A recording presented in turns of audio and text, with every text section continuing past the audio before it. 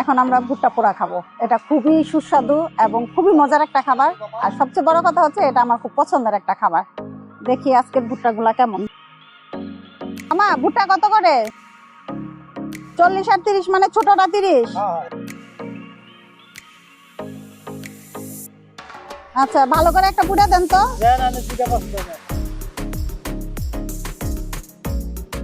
এই যে দেখেন ভুট্টাগুলা কত সুন্দর ভুট্টা। এটা ছিলা, তারপর ওইখানে পুড়া দিবে। এই যে এখানে পুড়া দেয়, এখানে আগুনে পুড়া দিবে, তারপর খাবো। এই যে এখানে কয়লা দেওয়া আছে, এই কয়লার মধ্যে ভুট্টাটা দিয়ে এটা পোড়ানো হচ্ছে। এটা পোড়ানো হওয়ার পর কি টক দিবেন এটার মধ্যে, তাই না?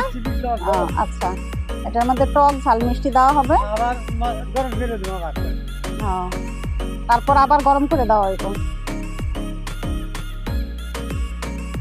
কয়লাটা দেখেন কত সুন্দর করে এখানে দিয়ে রাখছে এবং আগুন ধরতেছে সবসময়।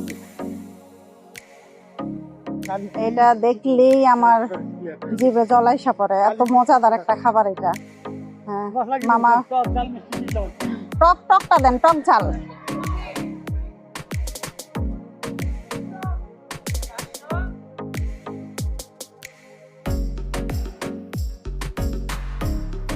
এখন টক ঝাল মিষ্টি একটা সস দেওয়া হচ্ছে। এই সসটা দেওয়ার পর এটা আবার মনে হয় আগুনে পোড়ানো হবে। বিট লবণ দিতেছে,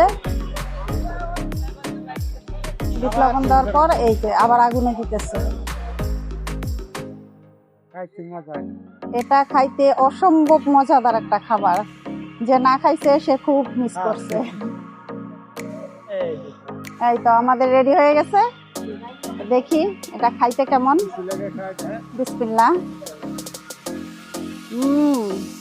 অসম্ভব মজা, টক ঝাল মিষ্টি, অসম্ভব মজা একটা খাবার।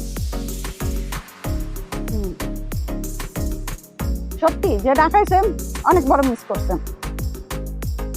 তা আজকে খেতে থাকি, আপনাদের কাছে এই পর্যন্তই। আল্লাহ।